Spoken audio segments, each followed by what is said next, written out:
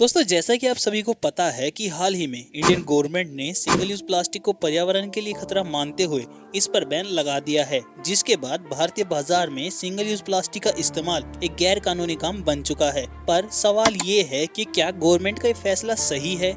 क्या सच में सिर्फ सिंगल यूज प्लास्टिक पर बैन लगाकर इंडिया या कोई दूसरी कंट्री पर्यावरण को प्रदूषित होने से बचा सकती है? और इस नए कानून से लोगों पर किस तरह के अच्छे या बुरे इफेक्ट पड़ने वाले हैं? सिंगल यूज प्लास्टिक इंडस्ट्री हर साल इंडिया में मोर देन 60,000 करोड़ का बिजनेस करती है, जिससे डायरेक्टली या इनडायरेक्टली करीब 6.5 लाख वर्कर्स जुड़े हैं। पर इस बैन के चलते लाखों वर्कर्स के बेरोजगार होने का रिस्क बन चुका है। और रही बात हमारी, तो आज के इस दौर में ये हम लोगों की आदत बन चुकी है कि हम कभी अपने साथ कोई भी कैरी बैग लेकर नहीं चलते।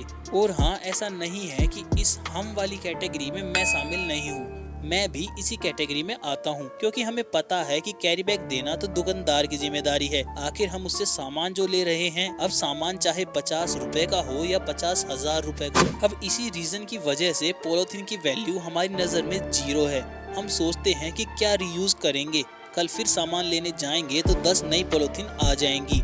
पर हम ये नहीं सोचते कि ये फेंकी गई पॉलीथीन जाती कहाँ है। ये पॉलीथीन आपके फेंके जाने के बाद अगर कूड़ेदान तक पहुंची तो जाती है डंप यार्ड में, जहां बाकी कूड़े के साथ इन्हें इकट्ठा किया जाता है। और इन्हें इकट्ठा करते करते आज ये नौबत आ गई है कि बहुत से शहरों में इन कूड़ेदानों में ताजमहल से भी बड़े बड़े कूड़े के पहाड़ खड़े हो गए हैं, जिसका पोल्यूशन हर साल दिल्ली का दम घोटता है। तो इसका सोल्यूशन क्या है?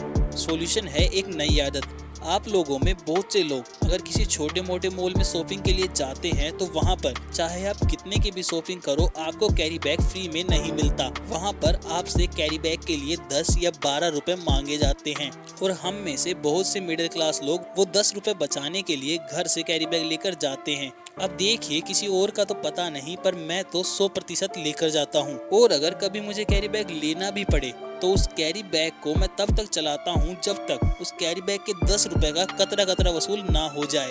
और जितना मुझे लगता है आप में से बहुत से लोग ऐसा ही करते होंगे। और यही इसका सॉल्यूशन भी है। जिस दिन गवर्नमेंट ये रूल बना देगी कि हर खरीदार को कैरी बैग के लिए दुकानदार को अलग से पैसे देने ही होंगे, उसी दिन से लोग एक कैरी बैग को 10-10 दिन तक इस्तेमाल करने लगेंगे।